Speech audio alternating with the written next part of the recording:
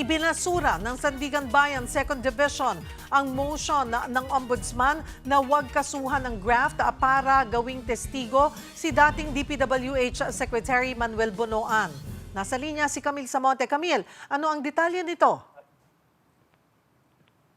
Yes, Sheryl, hindi nga pinagbigyan ng Sandigan Bayan 2nd Division itong hiling ng Office of the Ombudsman na huwag nang kasuhan ng graft at gawing testigo itong si dating DPWH Secretary Manuel Bonoan. Patay dito sa desisyon na inilabas ng korte, iginiit nila na maaaring ma-restrict o mailimitahan itong depensa na available para doon sa mga kapwa-akusado ni Bonoan. Kung matatandaan, Sheryl, kasama ni Bonoan sa mga akusado dito sa kasong graft, si Senadora Jinggoy Estrada na nauna ng inopose o itong motion nga ng ombudsman. So ang sinasabi ng korte, itong partisipasyon kasi ni Bonoan ay maaaring makaapekto doon sa presentasyon ng mga ebidensya at yung pagtukoy doon sa mga naging role o yung naging tungkulin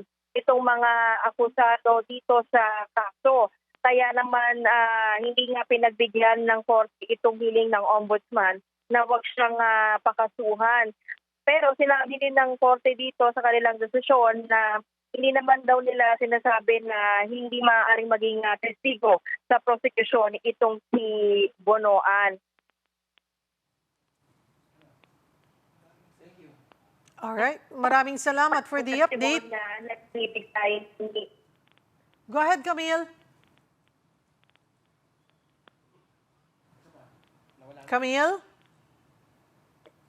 Alright, maraming salamat for the update, Camille Samonte.